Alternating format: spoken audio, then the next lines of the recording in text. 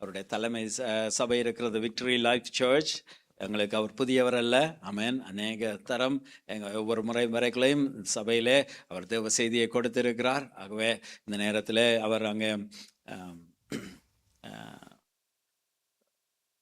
almost 10 years, right, Pastor? Almost 10 years வர்றீங்க, right? 6 years. Okay, 6 years. Oh, more than that. Papa இருக்குல்ல கட்டாயம் more than that. Amen. Hallelujah. Amen. அங்கே more than 8 years. Amen. ஆமாம். இங்கே வந்து தேவ செய்தியை கொடுத்துருக்காகவே தேவன் அவரு கூட அநேக காரியங்கள் அங்கே ஸ்ரீலங்கா தேசத்திலும் எங்கெங்கே போகிறாரோ தேவன் அவரை கொண்டு அதிகமாய் தேவன் பயன்படுத்தி வருகிற ஒரு தேவ மனிதன். ஆகவே இந்த நேரத்தில் நான் அதிக நேரம் எடுக்க விரும்பவில்லை, நான் அவரிடத்தில் கொடுக்க போகிறேன். ஆகவே நாங்கள் எழுந்திருந்து பாஸ்டர் மதி அவர்களை நாங்கள் கரங்களை தட்டி நாங்கள் வரவேற்போம்.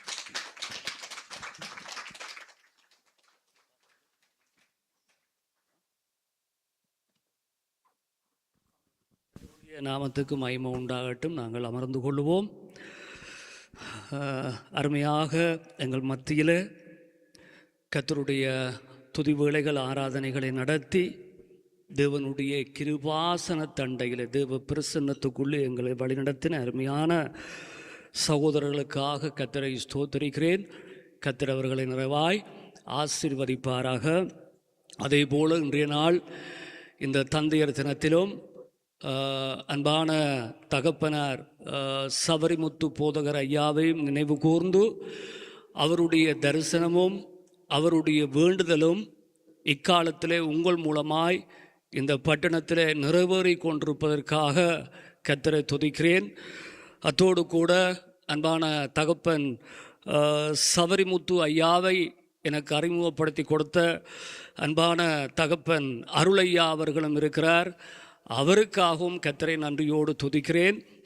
அதே போல் அன்பான போதகரம்மா, அன்பான திருச்சபை போதகர் மற்றும் போதகர் நர்மிலன் மற்றும் இங்கே அவர்களோடு இணைந்து கர்த்தருடைய பணிகளை செய்து கொண்டு வருகிற ஊழியக்காரர்கள், ஊழியக்காரிகள், சபை மக்கள் அனைவருக்காகவும் கர்த்தருடைய நாமத்தை நன்றியோடு துதிக்கிறேன்.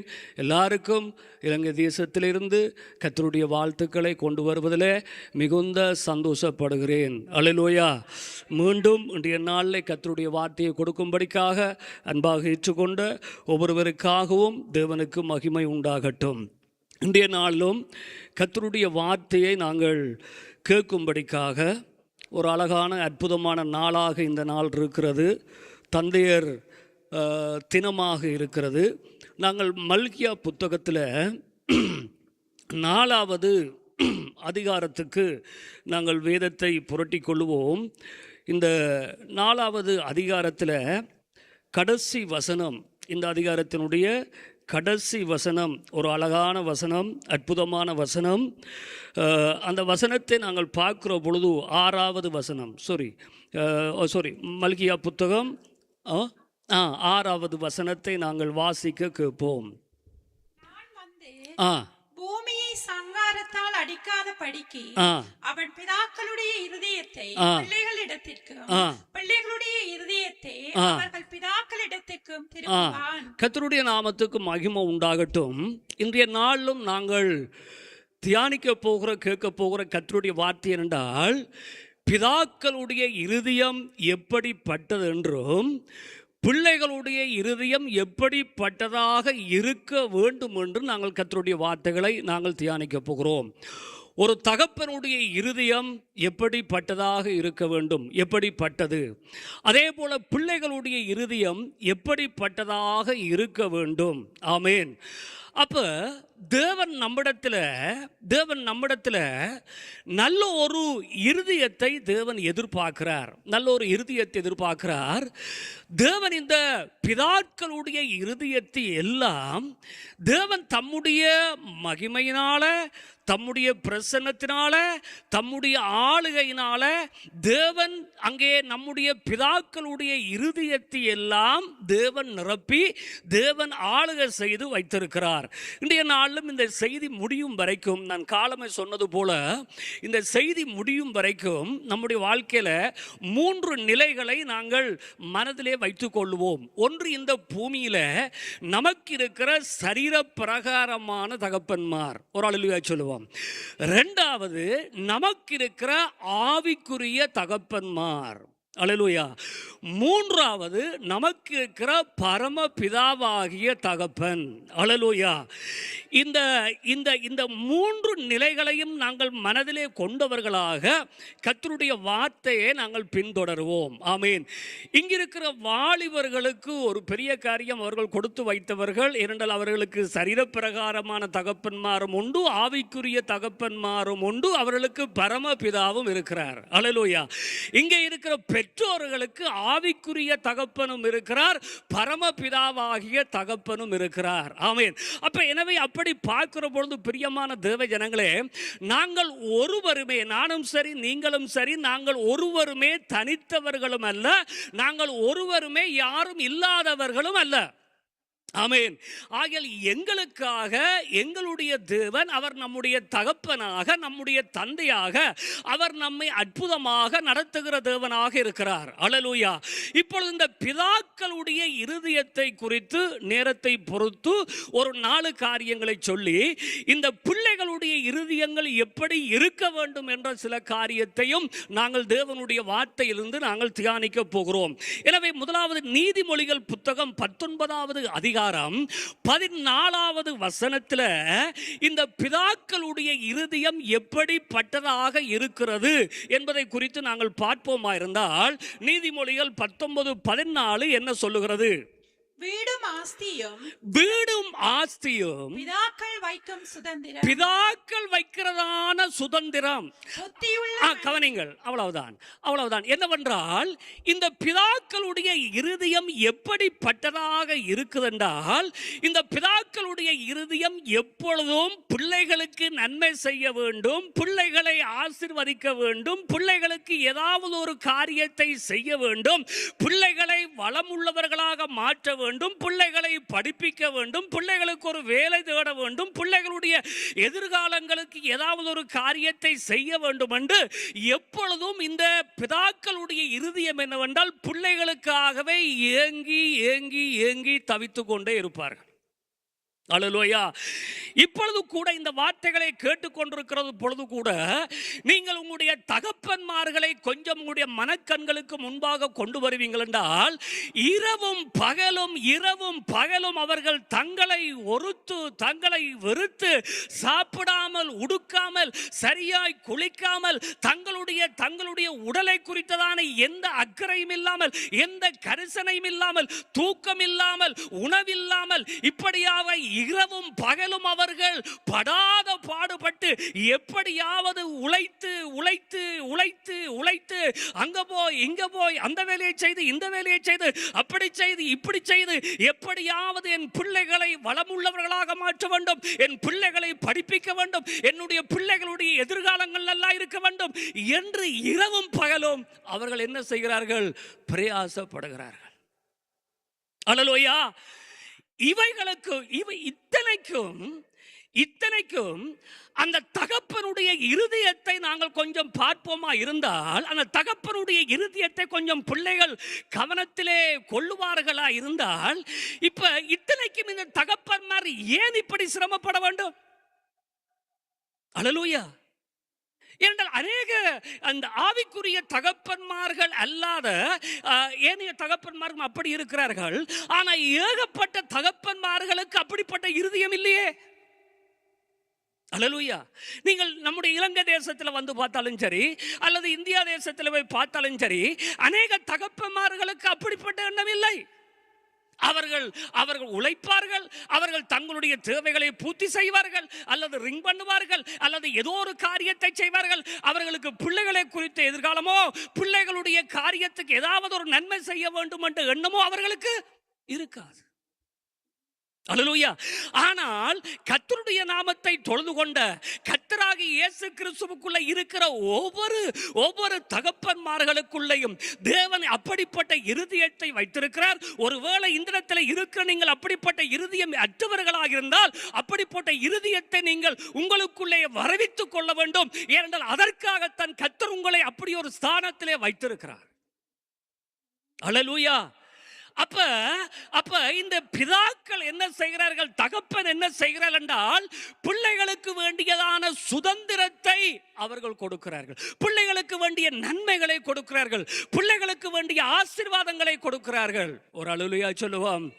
அல்லேலூயா. ஏனென்றால் தேவன் அவ்விதமான ஒரு நிலையில அவ்விதமான ஒரு ஸ்தானத்துல கர்த்தர் அவர்களை வைத்திருக்கிறார். ஆமேன். அல்லேலூயா. ஒரு நெப்போலியன் கீல் என்றதான ஒரு அமெரிக்கா தேசத்தில் இருந்த ஒரு நல்ல வசதியான ஒரு பெரிய வர்த்தகர். ஆமேன். ஒரு பெரிய வர்த்தகர். என்ன நடந்தது என்றால் அவருடைய பிள்ளைக்கு, அவருடைய மகனுக்கு பிறக்கும் பொழுதே ரெண்டு காதுமே இல்லை. பிறக்கிற பொழுதே காது இல்லை. அப்ப அவர் அமெரிக்காவில் இருக்கிற அவர் நல்ல வசதியா இருந்தபடினால, நல்ல பணம் நிறைந்து இருந்தபடினால எங்கெல்லாம் கொண்டு போய் சிகிச்சை செய்ய வேண்டுமோ அங்கெல்லாம் கொண்டு போய் அந்த பிள்ளைக்கு வேண்டிய சிகிச்சையை செய்தார். அப்படியே பல மாதங்கள் கடந்து போனது. ஆனால் பிள்ளையினுடைய உடலிலே, பிள்ளையினுடைய கேட்கிற திறனிலே, பிள்ளையினுடைய காதிலே எந்த விதமான மாற்றமே வரவில்லை. அல்லேலூயா. ஆனால் அந்த தகப்பனுடைய இருதயம் அந்த பிள்ளையை குறித்த காரியத்தினாலும், பிள்ளைக்கு நன்மை செய்ய வேண்டும் என்ற காரியத்தினாலும், பிள்ளையை எப்படியாவது நல்ல ஒரு ஆரோக்கியமான குழந்தையாக மாற்ற வேண்டும் என்ற காரியத்திலும் அந்த தகப்பனுடைய இருதயம் படாத பாடுபட்டது, தவித்து கொண்டே இருந்தது. அல்லேலூயா. அவர் வைத்தியரிடத்திலே போய் சொன்னார், என்னவென்றால், சரி, உங்களால் இயன்ற மட்டும் நீங்கள் முயற்சி எடுத்து விட்டீர்கள், உங்களால் முடிந்த அளவு நீங்கள் காரியங்களை செய்து விட்டீர்கள். ஆகையால் இப்பொழுது எனக்கு இன்னும் ஒரு இடம் இருக்கிறது, இந்த பிள்ளையை கொண்டு போய் காட்டுகிறதற்கு, இந்த பிள்ளைக்கான காரியங்களை செய்வதற்கு எனக்கு இன்னும் ஒரு இடம் இருக்கு, தயவாய் இந்த பிள்ளையை என்னோடு அனுப்பிவிடுங்கள் என்று. அல்லேலூயா. அவர்கள் விட்டார்கள். நடந்தது என்னவென்றால், அந்த வர்த்தகர், அந்த செல்வந்தர், அல்லேலூயா, சொத்து, சுகம், பணம், பொருள் எல்லாம் அவரை சுற்றி இருந்தது. எல்லாம் அவரை சுற்றி இருக்கிற பொழுது அவருடைய கவனம் இந்த பிள்ளையின் மேல் இருக்க வேண்டிய தேவை இல்லையே. அல்லேலூயா. எல்லாம் இருக்கு. ஆனாலும் அவருக்கு எல்லாம் உடையவராய் இருந்தோம். அவருடைய முழு கவனமும், அவருடைய முழு இருதயம், அவருடைய முழு எண்ணமும் எங்கே இருந்ததென்றால் அந்த பிள்ளையின் மேல. நடந்தது என்னவென்றால், அவர் எங்கேயும் ஒரு இடம் கொண்டு போகவில்லை, நேர வீட்டுக்கு கொண்டு வந்தார். அல்லேலூயா. வீட்டுக்கு கொண்டு வந்து என்ன செய்தார் என்றால், ஜெப நாளை நியமித்தார். என்ன நாளை? ஜெப நாளை நியமித்தார். அவருக்கு தெரியும், நம்முடைய பரமபிதா அவர் சிறந்த வைத்தியர். அல்லேலூயா. நம்முடைய பரலோக பிதா அவர் ஒரு சிறந்த வைத்தியராக இருக்கிறார். அவர் தன்னுடைய வீட்டிலே பிள்ளையை கொண்டு வந்து அப்படியே படுத்திவிட்டு, அவர் பிரத்யோகமாக அவருக்கு பல வேலைகள், பல வியாபாரங்கள், பல காரியங்கள் எல்லாம் இருக்கிற பொழுது அவர் ஜெபத்துக்காக ஒரு நாளை நியமித்து, ஜெபத்துக்காக நாட்களை நியமித்து, நேரங்களை நியமித்து என்ன செய்தார் என்றால், தேவனுடைய பாதத்திலே போய் அமர்ந்திருந்து அந்த பிள்ளையின் மேல் அவருக்கு இருந்த அந்த பாரத்தினாலே, அந்த தவிப்பினாலே, அந்த பாசத்தினாலே, ஆண்டவரே, பரம பிதாவே, என் வைத்தியரே, என் பரம வைத்தியரே, என் பரிகாரியே, என் பிள்ளைக்கு அற்புதம் செய்ய மாட்டீரா, அதிசயம் செய்ய மாட்டீரா, இந்த பிள்ளைகளுடைய காதை நீர் திறக்க மாட்டீரா, இந்த பிள்ளைக்கு கேட்கிற திறனை கொடுக்க மாட்டீரா என்று ஒரு நாள், 2 நாள் இல்ல, 9 வருடமாக ஜெபித்துக் கொண்டே இருந்தார். அல்லேலூயா. இன்றைக்கு சில வேளைகள்ல தகப்பன்மாருடைய இருதயங்கள் பிள்ளைகளுக்கு என்ன செய்வதில்லை சொல்லுங்க, அப்போ புரிவதே இல்லை. அல்லேலூயா. அதே போல திருச்சபை ஆவிக்குரிய தகப்பன்மார்களுடைய இருதயமும் இன்றைக்கு விசுவாசிகளுக்கு என்ன செய்வதில்லை சொல்லுங்க அப்போ? புரிவதே இல்லை. பிள்ளைகள் என்ன நினைக்கிறார்கள்? நான் பிள்ளைதானே. அல்லேலூயா. பிள்ளைகள் என்ன நினைக்கிறார்கள்? நான் பிள்ளைதானே, என்னை போஷிக்க வேண்டியது, என்னை உடுத்துவிக்க வேண்டியது, என் தேவைகளை சந்தித்து கொடுக்க வேண்டியது, என்னை பராமரிக்க வேண்டியது, என்னை பாதுகாக்க வேண்டியது, என் குறைவை நிறைவாக்க வேண்டியது என் அப்பாவின் கடமை அவர்கள் நினைக்கிறார்கள். அல்லேலூயா. சபை மக்கள் என்ன நினைக்கிறார்கள்? அவர்களும் இப்படித்தான் நினைக்கிறார்கள். ஆனால் சபை ஆவிக்குரிய தகப்பன் படுகிற தவிப்பு, ஆவிக்குரிய தகப்பன் படுகிற பிரயாசம், ஆவிக்குரிய தகப்பன் போராடி ஜெபிக்கிற ஜெபம், ஆவிக்குரிய தகப்பன் ஒவ்வொரு மந்தைகளுக்காக கதறுகிற கதறல் ஜனங்களுக்கு தெரியாது. அல்லேலூயா. பிள்ளைகளுக்கும் தகப்பனுடைய நிலை புரியாது. இந்த இடத்துல சில வேளை இப்படி தகப்பன்மார் நீங்க இருப்பீர்கள். அல்லேலூயா.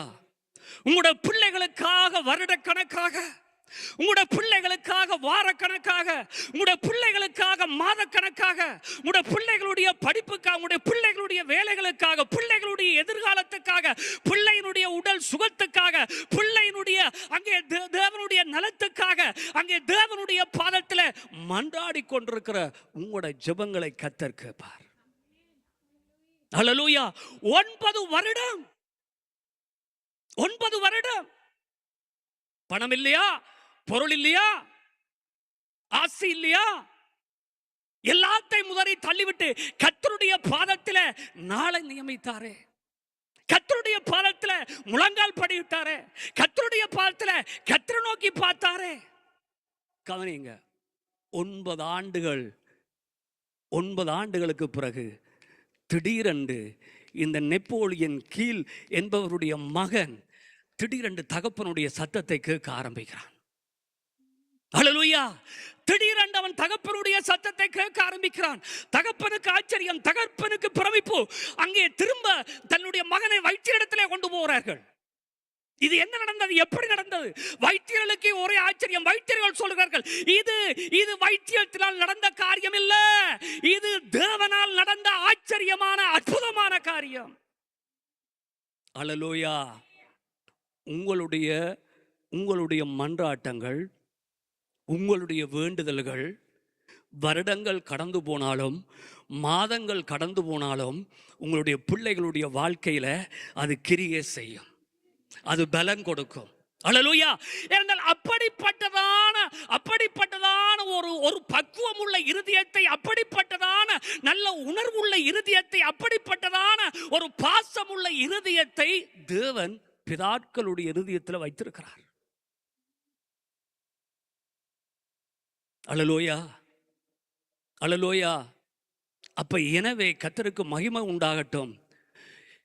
அங்கே தேவனுடைய ஜனங்களாய் இருக்கிற நீங்கள் ஒவ்வொருவரும் உங்கள் மூலமாய் உங்களுடைய பிள்ளைகளுக்கு நீங்கள் நன்மைகளை வைத்திருக்கிறீர்கள். உங்கள் மூலமாய் உங்களுடைய பிள்ளைகளுக்கு நீங்கள் சுதந்திரத்தை வைத்திருக்கிறீர்கள். ஆமேன். இரண்டாவது காரியம் நாங்கள் வாசித்துக் கொள்ளுவோம். எபிரேயர் புத்தகம் 11ஆம் அதிகாரம் 23வது வசனம். இந்த பிதாக்களுடைய இருதயத்தை குறித்து இரண்டாவது காரியம். எபிரேயர் 11ஆம் அதிகாரம் 23வது வசனம். மோசே பிறந்தபோது அவனுடைய தாய் தகப்பனார் அவனை அழகுள்ள பிள்ளை என்று கண்டு அவனை தங்களுடைய பிள்ளை என்று கண்டு விசுவாசத்தினாலே ராஜாவினுடைய கட்டளைக்கு அவர்கள் பயப்படாமல் அவனை 3 மாதம் ஒளித்து வைத்தார். அவனை 3 மாத காலம் வரைக்கும் என்ன செய்தார்கள்? ஒளித்து வைத்தார்கள். அல்லேலூயா. இந்த பிதாக்களுடைய இருதயம் இரண்டாவது எப்படிப்பட்டதென்றால், அல்லும் பகலும் 24 மணித்தியாலங்களும், கவனிங்க, 24 மணித்தியாலகமும் அவர்கள் சரீர பிரகாரமாக பிள்ளைகளுக்கு பக்கத்தில் இல்லாம இருந்தாலும் அவர்களுடைய நினைவும் அவர்களுடைய சிந்தனையும் அவர்களுடைய இருதயமும் எப்பொழுதும் பிள்ளைகளோட இருக்கிறது. அல்லேலூயா. என்னவென்றால் இந்த இரண்டாவது காரியம் என்னென்றால் பெற்றோருடைய பாதுகாப்பு. ஒரு அல்லேலூயா சொல்லுவா. அல்லேலூயா. தேவன் ஒவ்வொரு பிள்ளைகளையும் அவர்களுடைய பெற்றோர்கள் மூலமாக தேவன் என்ன செய்கிறார் என்றால் தேவன் பாதுகாக்கிறார். அல்லேலூயா. அப்ப இந்த மோசேயை குறித்து மோசேயினுடைய பெற்றோர்களுக்கு எப்படி ஒரு அக்கறை?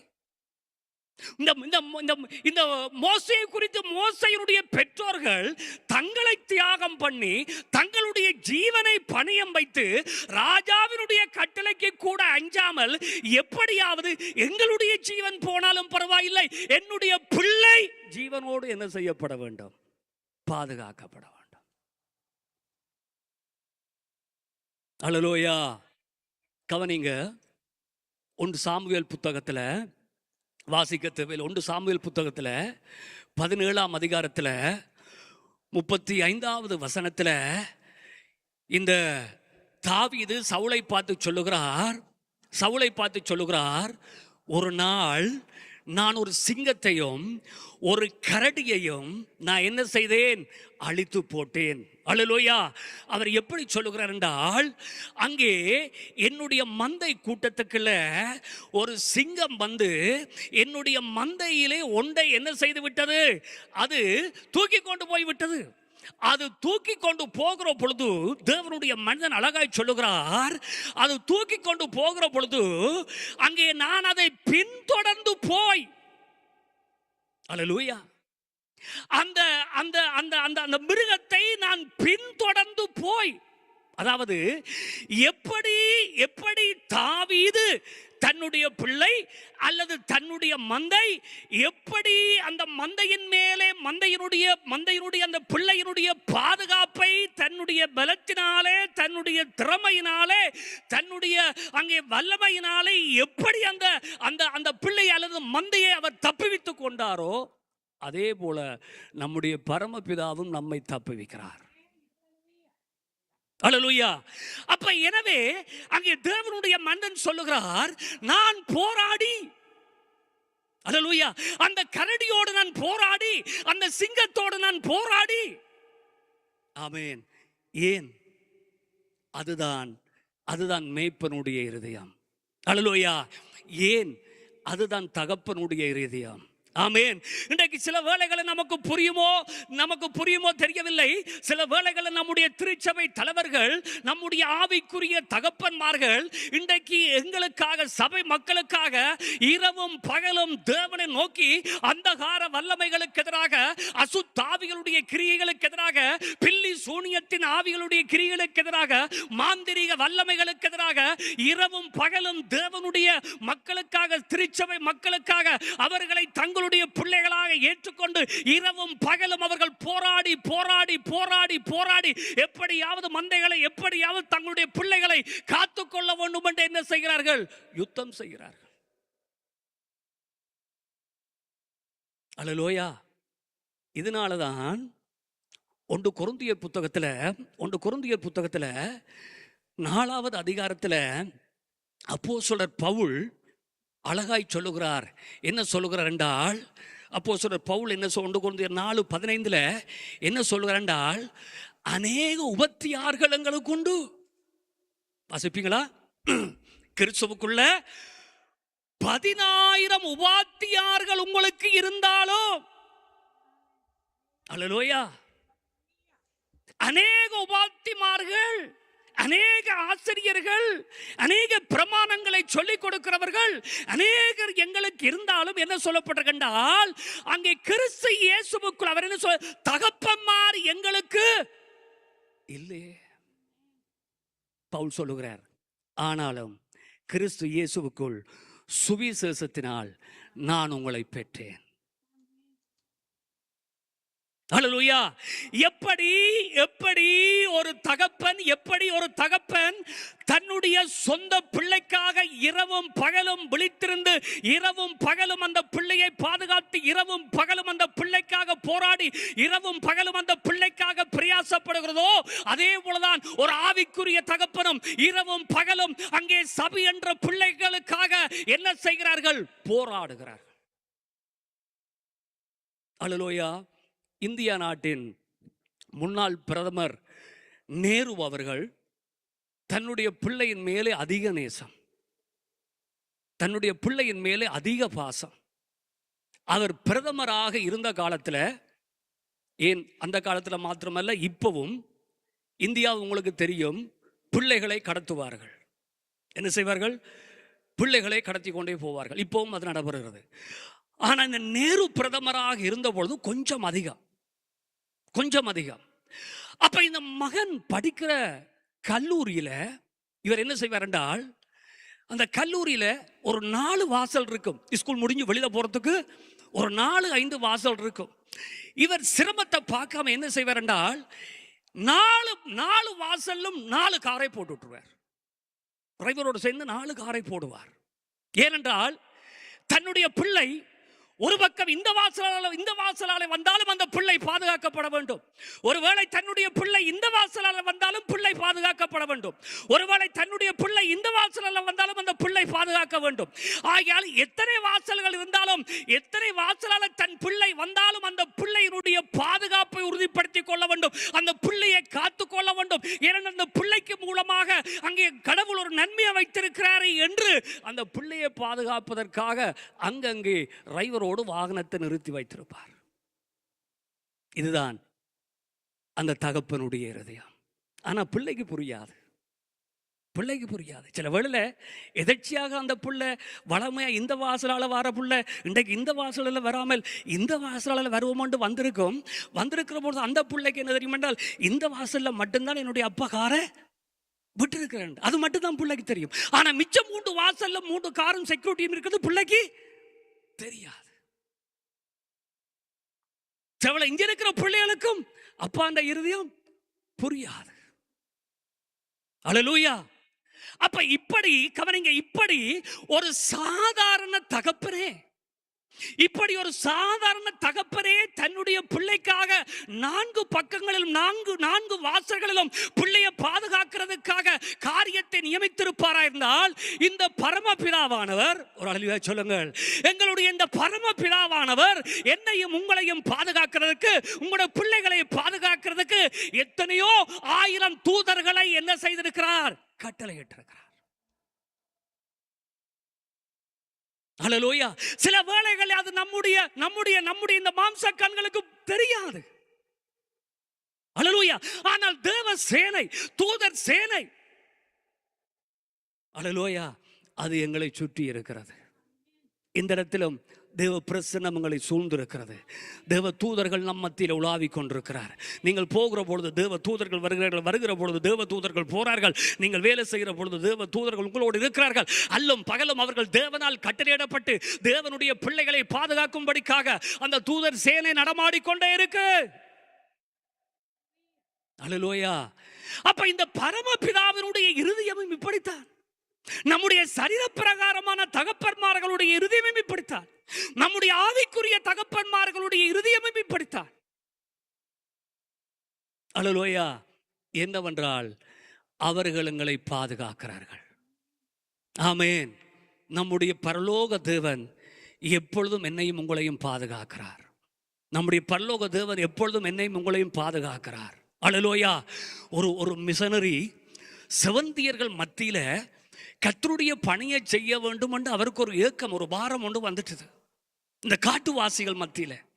அப்ப தேவன் அவருக்கு ஒரு பாரத்தை போட்டதுனால ஒரு தருமே இல்லை, தேவன் பாரத்தை போட்டுட்டார். அவருக்கு இந்த செவந்தியர்கள், இந்த காட்டுவாசிகள் எல்லாம் மனம் திரும்ப வேண்டும், ரட்சிக்கப்படணும் அவருக்கு ஒரு ஏக்கம். அப்ப அந்த ஜனங்களை குறித்து அந்த ஜனங்களை குறித்து அவருடைய இருதயத்தில் ஒரு ஏக்கம் வந்ததுனால இவர் புறப்பட்டு போயிட்டார். புறப்பட்டு நடுக்காட்டுக்காலை போய்கொண்டிருக்கிறார்.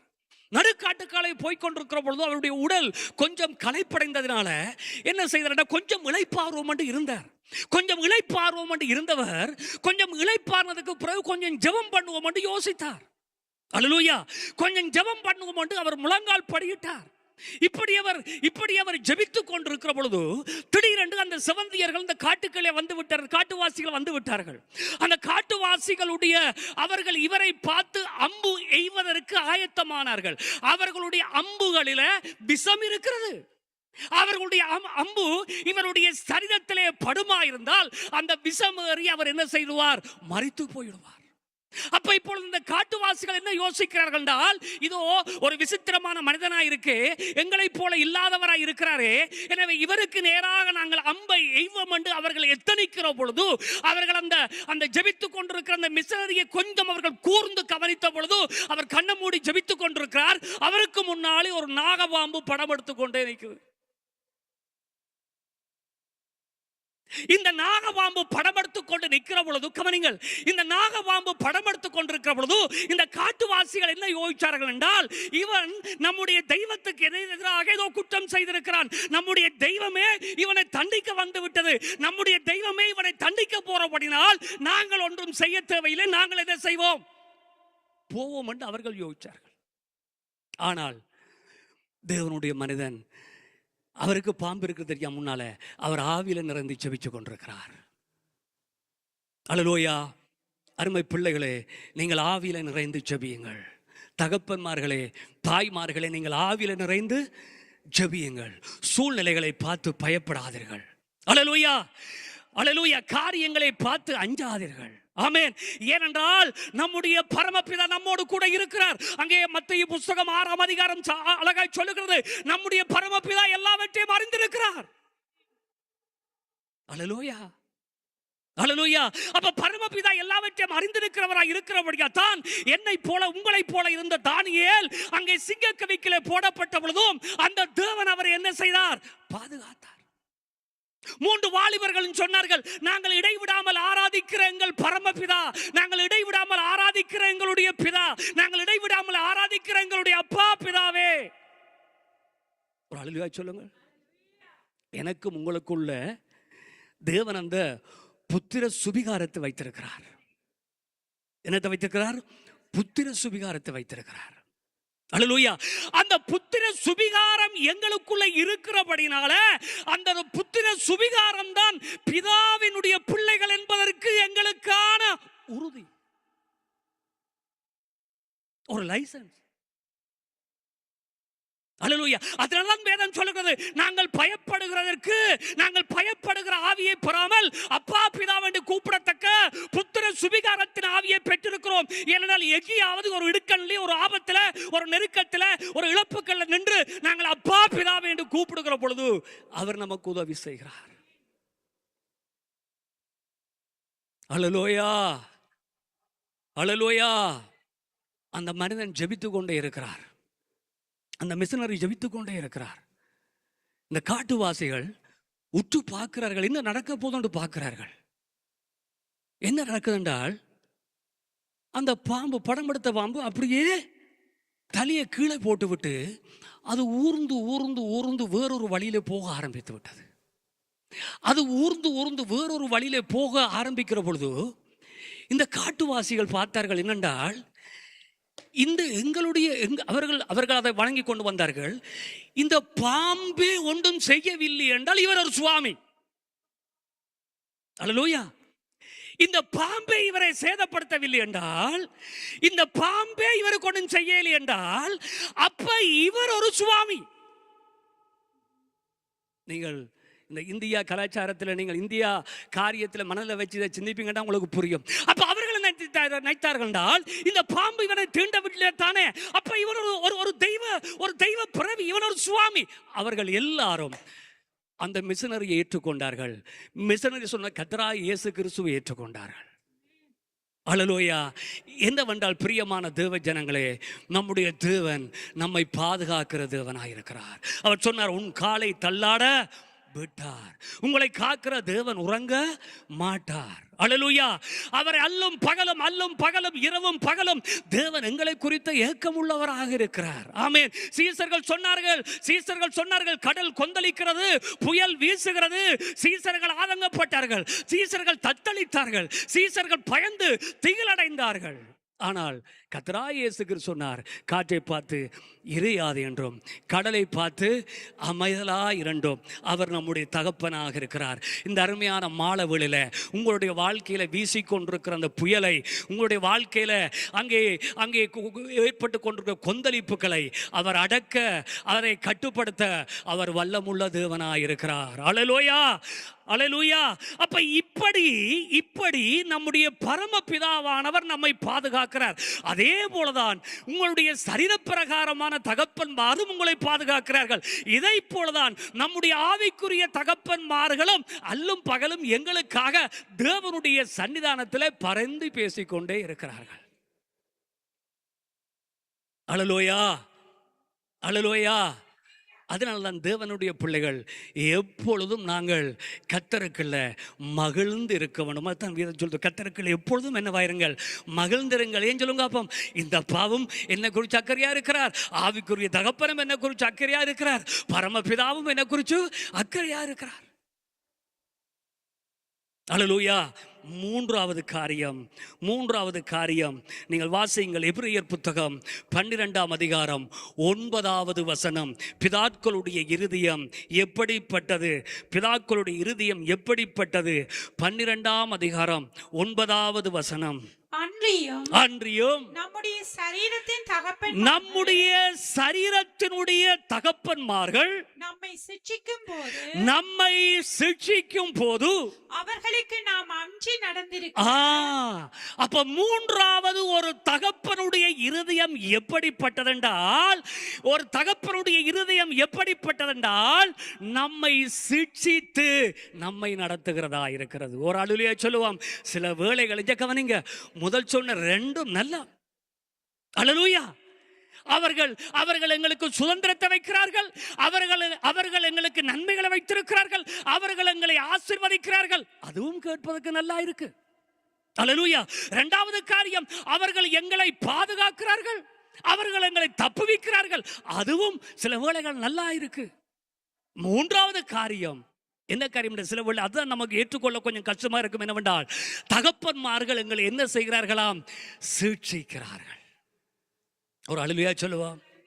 சரீரப்பிரகாரமான தகப்பன்மார்களும் நம்மை சிட்சிக்கிறார்கள், ஆவிக்குரிய தகப்பன்மார்களும் நம்மை சிட்சிக்கிறார்கள், பரமபிதாவானவரும் நம்மை என்ன செய்கிறார்? சிட்சிக்கிறார். அல்லேலூயா. இந்த சிட்சிப்பு அந்த தகப்பனை விட்டு பிள்ளை தூர போவதற்காக அல்ல. இந்த சிட்சிப்பு அந்த தகப்பனோடு பிள்ளையை இன்னும் நெருங்க வைப்பதற்காக. ஒரு அல்லேலூயா சொல்லுங்கள்.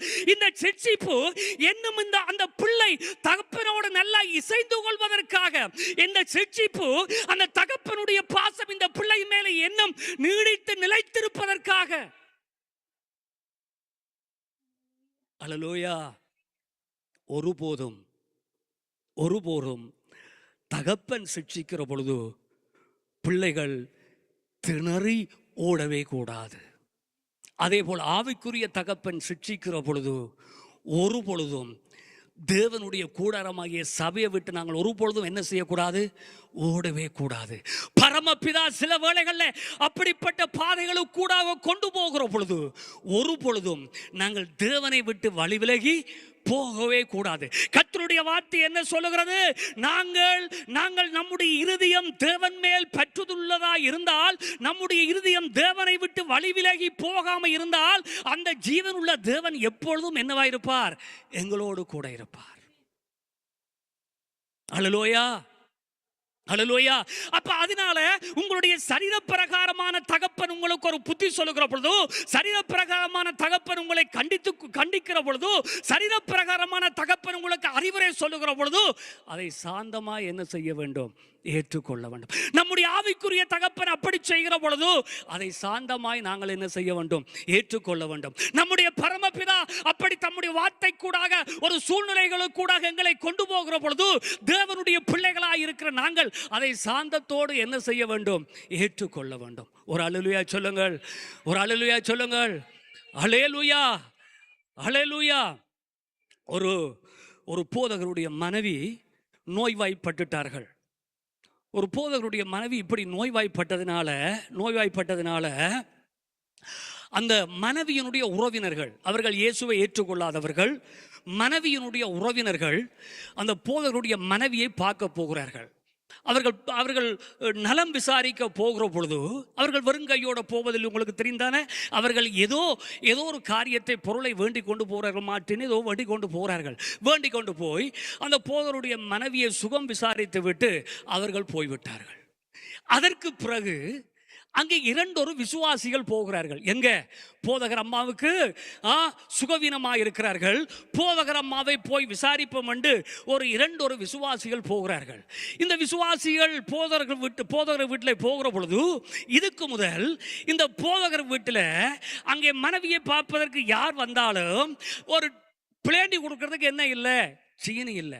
ஒரு டீ கொடுப்பதற்கு என்ன இல்லை? சீனியும் இல்லை, மாவும் இல்லை, ஒன்றும் இல்லை.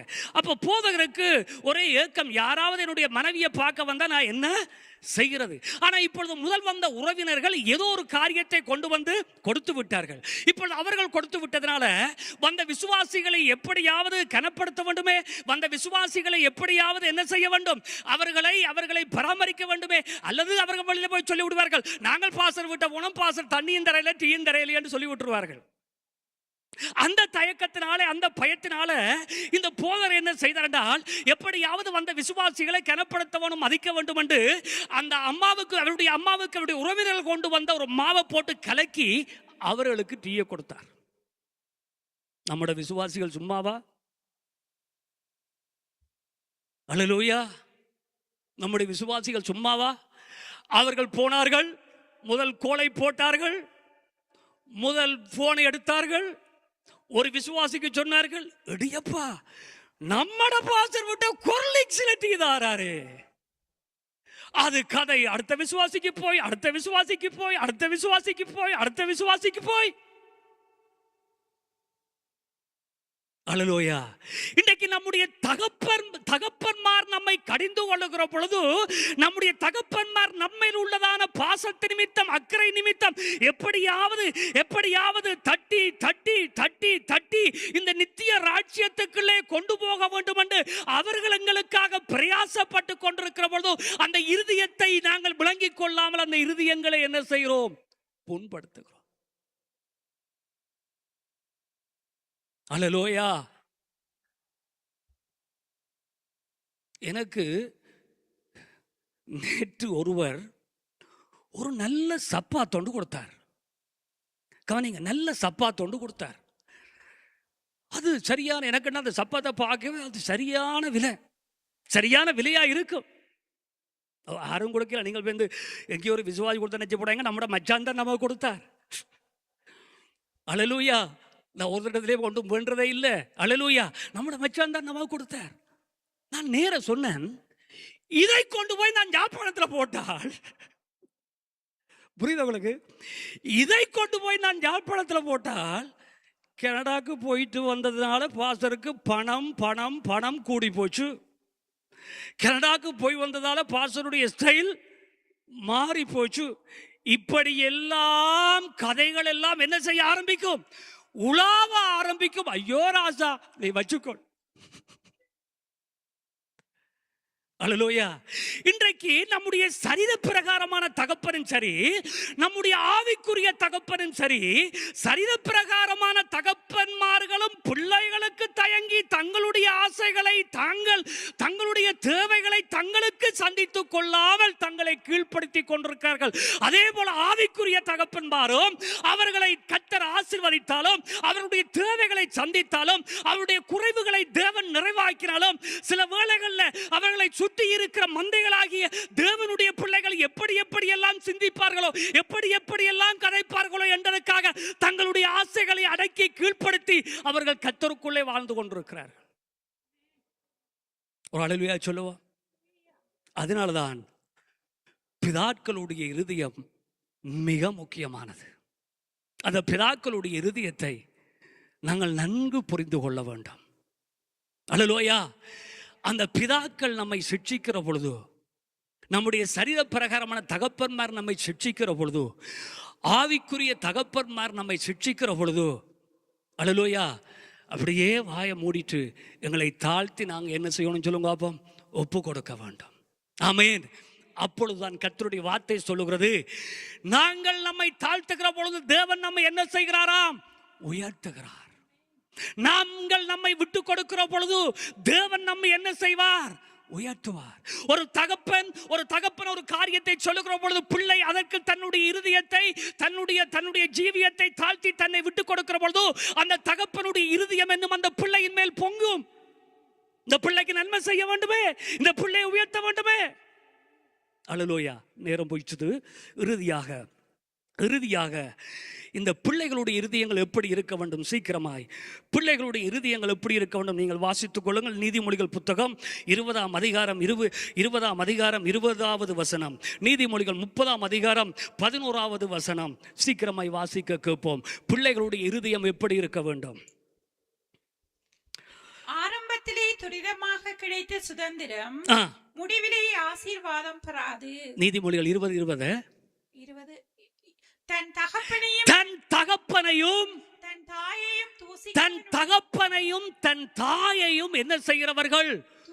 தூசிக்கிறவர்களுடைய ஜீவன், தூசிக்கிறவர்களுடைய தீபம் கார் இருளில் என்னவாயிரும்? அணைந்து போயிடும். இந்த கவனிங்க, நான் எப்பொழுதும் சபைக்கு சொல்லுகிற காரியம், உங்களுக்கு மேலே தேவன் வைத்திருக்கிற அந்த ஸ்தானங்களை, தேவன் உங்களுக்கு மேலே வைத்திருக்கிற அந்த அந்த அந்த நிலைகளை எப்பொழுதும் நீங்கள் மதித்து கனப்படுத்த வேண்டும். ஒரு அழிவை சொல்லுங்கள். கவனிங்கள், ஒரு தகப்பன் என்ற ஸ்தானத்துக்கு பின்னாலே தேவனுடைய ஒரு அதிகாரம் இருக்கிறது. தகப்பன் என்ற ஒரு ஸ்தானத்துக்கு பின்னாலே தேவனுடைய ஒரு அபிஷேகம் இருக்கிறது. ஒரு ஆவிக்குரிய தகப்பன் என்றதான ஸ்தானத்துக்கு பின்னாலே தேவனுடைய ஒரு அபிஷேகம் இருக்கிறது. ஒரு ஆவிக்குரிய தகப்பன் என்ற ஸ்தானத்துக்கு பின்னாலே ஒரு தேவனுடைய அதிகாரமும் தேவனுடைய கவனமும் இருக்கிறது. ஒரு அழிவை சொல்லுங்கள்.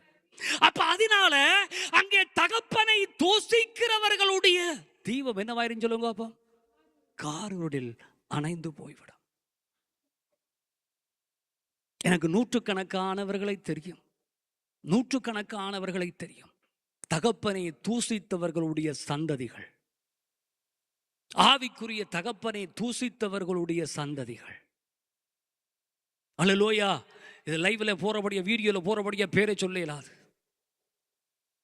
அல்லேலூயா. அந்த குடும்பங்கள் எல்லாம் சாபங்களால் நிறைந்து, தேவனுடைய கோபாக்கினைகளால் நிறைந்து, மரணங்களும் மரண படுக்கைகளும் வியாதிகளும் வியாகுலங்களும் இழப்புகளும். அல்லேலூயா. அப்ப அதனாலே தேவன் பிள்ளைகளுடைய இருதயம் எப்படி இருக்க வேண்டும் என்றால், எந்த சூழ்நிலையிலும் எப்படிப்பட்ட நிலைமையில் இருந்தாலும், அங்கே தகப்பன் கண்டித்தாலும் தகப்பன் சிட்சித்தாலும் அந்த பிள்ளைகளுடைய இருதயம் எப்பொழுதும் எப்படி இருக்க வேண்டும் என்றால், தகப்பனை தூசிக்கவே கூடாது. அல்லேலூயா. ஆவிக்குரிய தகப்பனை தூசிக்கவே கூடாது. பரமபிதாவை இஸ்ரவேல் ஜனங்கள், கவனிங்க, உங்களுக்கு எல்லாம் தெரியும், இஸ்ரவேல் ஜனங்கள் அவ்வப்போது திரும்ப தேவனை தூசித்து என்ன செய்தார்கள்? அல்லேலூயா. அவர்கள் அந்த பரமபிதாவை அப்படியே அவதூறு பண்ண அவர்கள் சரியான உபத்திரவங்களுக்குள்ளேயும் சாபத்துக்குள்ளையும் தேவனுடைய கோவாய்க்குள்ளையும் அந்நிய விரோதிகள், அந்நிய சத்துருக்களிடத்திலும் என்ன செய்யப்பட்டார்கள்? ஒப்பு கொடுக்கப்பட்டார்கள். அல்லேலூயா. இந்த கவனிங்கள், என்னவென்றால் நாங்கள் விரும்பியோ விரும்பியலையோ, கவனிங்க, நாங்கள் ஏற்றுக்கொண்டோமோ ஏற்றுக்கொள்ளலையோ சில ஸ்தானங்களை நாங்கள் மாற்றவே இயலாது. ஒரு அல்லேலூயா சொல்லுங்கள். அல்லேலூயா. தகப்பன் என்றது தகப்பன் தான். சொல்லுங்க, தகப்பன் என்றது தகப்பன் தான். ஆவிக்குரிய தகப்பன் என்றது தகப்பன் தான். பரமபிதா என்றது பரமபிதா தான். கணவன் என்றது கணவன் தான். மனைவி என்றது மனைவி தான். பிள்ளை என்றது பிள்ளை தான்.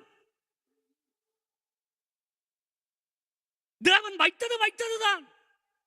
அல்லேலூயா. என்னுடைய இஷ்டத்துக்கு ஏற்ற மாதிரி இது என்னுடைய தகப்பன் இல்லை என்று நான் சொல்ல முடியாது. என்னுடைய இஷ்டத்துக்கு ஏற்ற மாதிரி இது என்னுடைய பாஸ்டர் இல்லை என்று நான் சொல்லவே இயலாது. ஏனென்றால் அதிகாரங்கள் எல்லாம் தேவனால் உண்டாயிருக்கிறது. அந்த ஸ்தானங்கள் எல்லாம் தேவனால் உண்டாயிருக்கிறது. தேவன் ஏற்படுத்துறதை எப்படி மனிதர்கள் மாற்ற முடியும்? தேவன் ஏற்படுத்தினதை எப்படி மனிதர்களாக இருக்கிற நாங்கள் மாற்றிக்கொள்ள முயற்சி எடுக்க முடியும்? தேவனை விட நாங்கள் பெரியவர்களா? அல்லேலூயா. நேரம் போகிறது, வாய்ச்சு கொள்ளுங்கள். 30ஆம் அதிகாரம் 11வது வசனம். தங்கள் தகப்பனை சபித்தும் தங்களுடைய தகப்பனை மனம் விரும்பின வண்ணமாக அவர்கள் சபித்தும் தங்களுடைய தகப்பன் தாயை ஆசீர்வதியாமலும் இருக்கிற சந்ததி யாரும் உண்டோ? அப்ப பிள்ளைகளுடைய இருதயம் எப்படி இருக்க வேண்டும்? பிள்ளைகளுடைய இருதயம் எப்படி இருக்க வேண்டும்? தகப்பனை ஆசீர்வதிக்க வேண்டும். அல்லேலூயா. பிதாக்களுடைய இருதயம் எப்படி இருக்க வேண்டும்? பிள்ளைகளை பாதுகாக்க வேண்டும், பிள்ளைகளை சிட்சிக்க வேண்டும், பிள்ளைகளுக்கு சுதந்திரத்தை தேடி வைக்க வேண்டும்.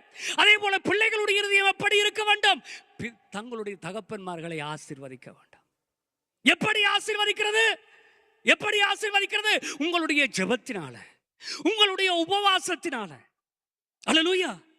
உங்களுடைய அவர்களை குறித்ததான பாரத்தினால, அவர்களுக்கு நீங்கள் செய்கிறதான கடமைகளினால, அவர்களுக்கு நீங்கள் செய்கிறதான தொண்டுகளினால. அல்லேலூயா. அப்ப தேவன் என்ன விரும்புகிறார்? தகப்பனை என்ன செய்யுங்கள்? ஆசீர்வதிங்க. உங்களுடைய பொருளாதாரத்தினால், உங்களுடைய பணத்தினால், உங்களுடைய தாளந்தினால், உங்களுடைய அறிவினால், உங்களுக்கு உண்டான எல்லாவற்றினாலும் உங்களுடைய தகப்பனை நீங்க என்ன செய்ய வேண்டும்? இது 60 வயதாகி 70 வயதாகி 80 வயதாகி கைகாலெல்லாம் நடுங்க இன்றைக்கு தகப்பன்மார் தான் உழைச்சு பிள்ளைய பார்த்து, பிள்ளைய பார்த்து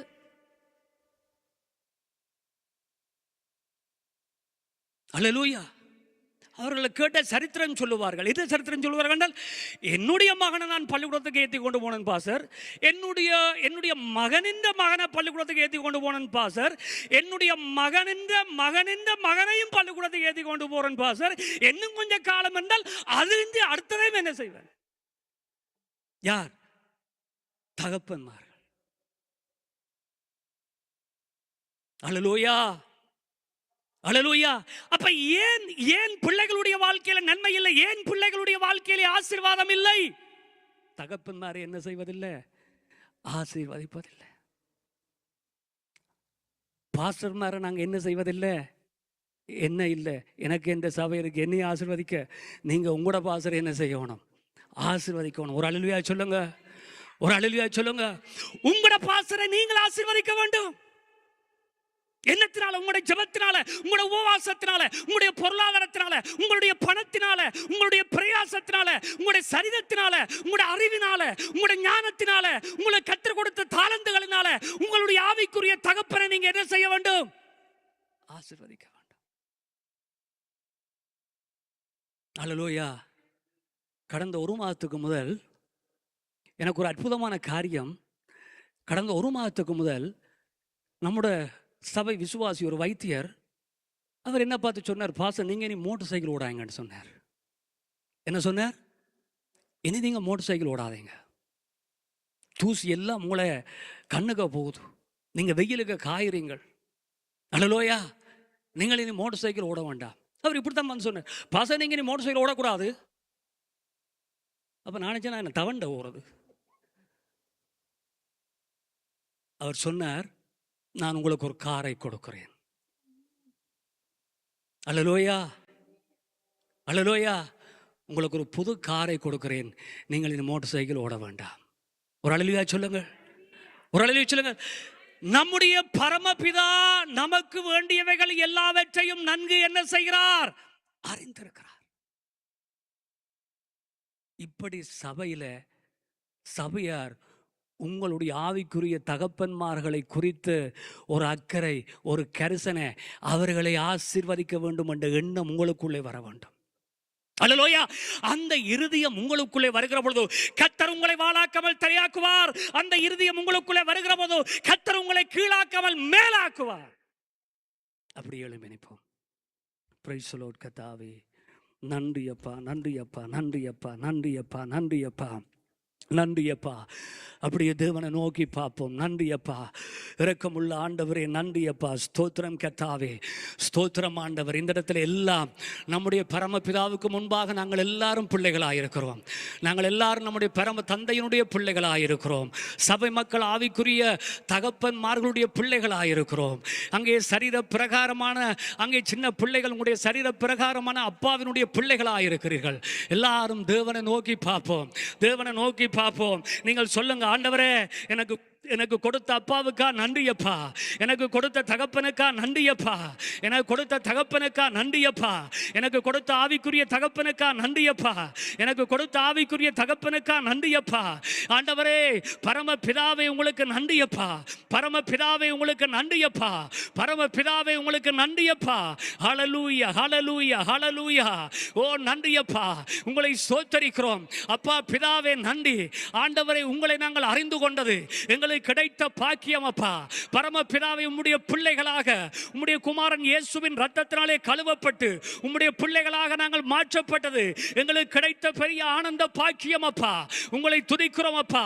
எங்களுக்கு கிடைத்த ஆவிக்குரிய தகப்பன்மார்களுக்கா நன்றியப்பா. எங்களுக்கு கிடைத்த சரீர பிரகாரமான தகப்பன்மார்களுக்கா நன்றியப்பா. ஹல்லேலூயா, நன்றி அப்பா, நன்றி பிதாவே, நன்றி. இந்த மாலை வேளையில் கர்த்தருடைய சமூகத்தில் என்னுடைய தகப்பனுடைய இருதயத்தை புரிந்து கொண்டு நான் வாழ விரும்புகிறேன். என்னுடைய ஆவிக்குரிய தகப்பனை நான் கனப்படுத்தி ஆசீர்வதிக்க விரும்புகிறேன். என்னுடைய பரம பிதாவுக்கு நான் என்னை கீழ்ப்படுத்தி நான் கட்டுப்பட்டு வாழ விரும்புகிறேன் என்று சொல்லுகிறவர்கள் உங்களுடைய வலது கரத்தை உயர்த்துங்கள். எல்லாரும் கண்களை மூடி இருக்கிற வேளையில், இந்த கடைசி காலத்தில் உங்களுடைய பரம பிதாவின் விருப்பத்தை செய்ய, பரம பிதாவின் சித்தத்தை செய்ய, உங்களுக்காக இரவும் பகலும் துடிக்கிற, உங்களுக்காக இரவும் பகலும் தவிக்கிற அந்த பிதாவின் ஏக்கங்களை நிறைவேற்ற என்னை ஒப்பு கொடுக்கிறேன் என்று சொல்லுகிறவர்கள் உங்களுடைய தலைக்கு மேலே உங்களுடைய வலது கரத்தை உயர்த்துங்கள். தலைக்கு மேலே உங்களுடைய வலது கரத்தை உயர்த்துங்கள். ஹல்லேலூயா, நன்றியப்பா, ஹல்லேலூயா, நன்றியப்பா. என்னுடைய ஆவிக்குரிய தகப்பனுக்கு நான் என்னை கீழ்ப்படுத்துகிறேன். என்னுடைய ஆவிக்குரிய தகப்பனுக்கு நான் கட்டுப்படுகிறேன். என்னுடைய ஆவிக்குரிய தகப்பனை ஆசீர்வதிக்க என்னை ஒப்புக் கொடுக்கிறேன் என்று சொல்லுகிறவர்கள் உங்களுடைய வலது கரங்களை உயர்த்துங்கள், வலது கரங்களை உயர்த்துங்கள். உங்களுடைய சரீர பிரகாரமான தகப்பனுடைய இருதயத்தை புரிந்து கொண்டு அந்த சரீர பிரகாரமான தகப்பனை கனப்படுத்தி சரீர பிரகாரமான தகப்பனுக்கு ஆறுதலாய் ஆசீர்வாதமாய் இருப்பேன் என்று தீர்மானம் எடுத்து தேவ சமூகத்தில் நம்முடைய வலது கரங்களை உயர்த்துவோம். கர்த்தர் காண்கிறவராய் இருக்கிறார். இந்த ஆலயத்திலே மார்க்கம், இந்த ஆராதனையின் நிலையத்தில் இந்த இடத்திலே கூடி வந்திருக்கிற எங்களை தேவன் காண்கிறவராய் இருக்கிறார். அவருடைய கண்கள் நம்மேல் உலாவிக் கொண்டிருக்கிறது. உத்தம இருதயத்தோடு இருக்கிறவர்களுக்கு தம்முடைய வல்லமை விளங்க பண்ணும்படிக்காக கர்த்தருடைய கண்கள் உலாவிக் கொண்டிருக்கிறது. வாலிப சகோதரனே, சகோதரியே, உங்கள் கரங்களை உயர்த்தி உங்கள் பரம பிதாவுக்கு உங்களை ஒப்புக் கொடுங்கள். உங்களுடைய ஆவிக்குரிய தகப்பனுக்கு உங்களை ஒப்புக் கொடுங்கள். ஹல்லேலூயா கர்த்தாவே. ஆண்டவரை, இப்பொழுதும் இந்த வலது கரங்களை உயர்த்தி தங்களை அடையாளப்படுத்தி நிற்கிற ஆண்டவரை ஒவ்வொருவர்களுக்காக ஜெபிக்கிறேன். ஒவ்வொருவர் மேலும் அது வல்லமை இறங்கட்டும் அப்பா. ஒவ்வொரு மேலும் உம்முடைய பிரசன்னம் இறங்கட்டும் அப்பா. உம்முடைய மகிமை இறங்கட்டும் ஆண்டவரே. ஓ ரிபா கரபா, ஓ ஷிதுரிபா லபந்துரபா ரக்கபரபா, ஓ ரிபா ஷுதுரபா லபந்தரபா. இவர்கள் உம்முடைய பிள்ளைகளாய் இருக்கிறார்கள் ஆண்டவரே. உம்முடைய சித்தத்தை புரிந்து கொண்டு செய்கிறவர்களாக ஆண்டவரை உமக்காக வாழ தங்களை அர்ப்பணித்தவர்களாக தங்களுடைய ஆவிக்குரிய தகப்பன் சொல்லுகிறதை கேட்டு ஆண்டவரை நடக்கிறவர்களாக தங்களுடைய சரீர பிரகாரமான தகப்பனுக்கு கட்டுப்பட்டு வாழுகிறவர்களாக ஒப்பு கொடுத்திருக்கிற ஒவ்வொருவர் மேலும் ஆண்டவரே உம்முடைய நன்மைகள் வரட்டும், உம்முடைய ஆசீர்வாதங்கள் வரட்டும், உம்முடைய கிருபைகள் வரட்டும். இந்த திருச்சபையின் மேல வரட்டும், திருச்சபை தலைவர்கள் மேல வரட்டும். இயேசுவின் நாமத்தினாலே ஆசீர்வதிக்கிறோம் அப்பா. உம்முடைய அன்பான கரத்துக்குள் ஒப்பு கொடுக்கிறோம். இயேசுவின் நாமத்தினாலே ஆசீர்வதித்து ஜெபிக்கிறோம் நல்ல பிதாவே. ஆமென், ஆமென். கரங்களை தட்டி கர்த்தருடைய நாமத்தில் ஹல்லேலூயா, ஹல்லேலூயா, ஆமென். நாங்கள் உங்களுடைய கரங்களை நீட்டி நாங்கள் பாஸ்டருக்கு நேராக நீட்டி நாங்கள் பாஸ்டரை ஆசீர்வதிப்போமா. தேவன் செய்தியை தேவன் கொண்டு வந்து தேவன் நமக்காய் செய்தியை கொடுத்திருக்கிறார். தேவனுடைய கிருபைக்காய் நன்றி செலுத்துவோம். கிருபை பாஸ்டரோடு கூட இருந்து அவர் எங்கெங்கெல்லாம் சொல்லுகிறாரோ தேவ கிருபையினாலே நடத்த வேணுமா. வேணுமாய், தேவ பிரசன்னத்தினாலே நடத்த வேணுமாய், இன்னுமாய் தேவனுக்குள்ளாய் அநேகரை ஆதாயத்தைப்படுத்திக் கொள்ளத்தக்கதாய், தேவனுடைய ராஜ்யத்தை விஸ்தார பண்ணத்தக்காய், தேவன் மகனை ஆசீர்வதித்து நடத்த வேணுமாய் நாங்கள் ஜெபமோமா எல்லாரும் சேர்ந்து ஸ்தோத்திரம் ஐயா. ஆண்டவரே ஒப்பு கொட்டுகிறோம் ஐயா, உங்களுடைய கிருபைக்காய் நன்றி செலுத்துகிறோம் ஐயா. ஆண்டவரே அப்பா, அவர் கொடுத்த அந்த ஊழியத்துக்காய், கனமான ஊழியத்துக்காய் நன்றி செலுத்துகிறோம் ஆண்டவரே.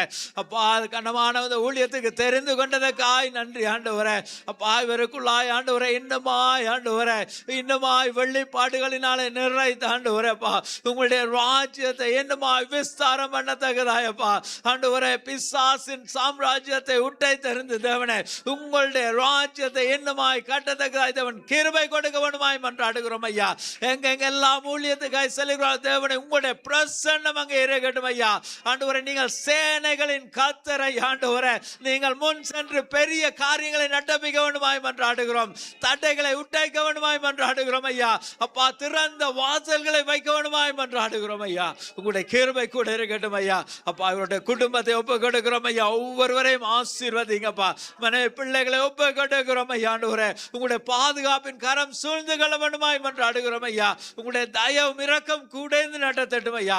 அப்பா, விட்டு வந்த ஒவ்வொரு சபைகளையும் ஒப்பு கொடுக்கிறோம் அப்பா. ஆண்டவரே அப்பா, வாக்குத்தத்தமாய் ஆண்டவரே, இவர் வருகிற விட போகிற வழியில இன்னும் அநேக ஆத்துமாக்களினாலே நிறைந்திருக்கத்தக்கதாய் நீங்கள் ஆசீர்வதிக்க வேண்டுமாய் மன்றாடுகிறோம் அப்பா. எல்லா தேவைகளையும் சந்தித்து நடத்த வேண்டுமாய் மன்றாடுகிறோம். உங்களுடைய கிருபையும் பலனும் கூட இருக்கட்டும் அப்பா. என்னென்ன எங்கெங்கெல்லாம் செய்கிறாரோ தேவனுடைய வல்லமையினாலே அப்பா, இரட்டத்தனையான அபிஷேகம், இரட்டத்தனையான வல்லமையினாலே நிறைத்து நடத்த வேண்டுமாய் இயேசுவின் இனிய நாமத்திலே ஜெபிக்கிறோம். ஆமென், ஆமென், ஆமென். நாங்கள் இங்க இருக்கிற ஒவ்வொருவரையும் ஒப்பு கொடுத்து நாங்கள் ஜெபமோமா. என்னென்ன தேவைகள் இருக்கிறதோ, இருதயத்தில் என்னென்ன ஏக்கங்கள் இருக்கிறதோ தேவன் அறிந்திருக்கிறார். நாங்கள் முகத்தை பார்க்கிறோம், ஆனால் தேவன் உள்ளத்தை பார்க்கிற தேவன், எல்லா பாரங்களையும் வேதனைகளையும் அறிந்திருக்கிற தேவன். இது என்னால முடியாது என்ற வேளையில் தேவனுடைய வசனம் சொல்லுகிறது, அவராலே கூடாத காரியம் ஒன்றுமே இல்லை. ஆமென்.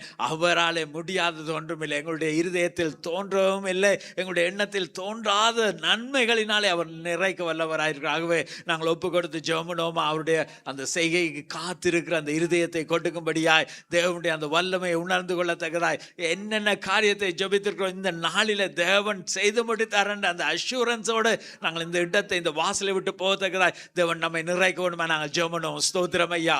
ஒவ்வொருவரையும் ஒப்பு கொடுக்கிறோம் ஐயா. ஆண்டவரே, எங்களுடைய சபை மக்களை ஒப்பு கொடுக்கிறோம் ஐயா.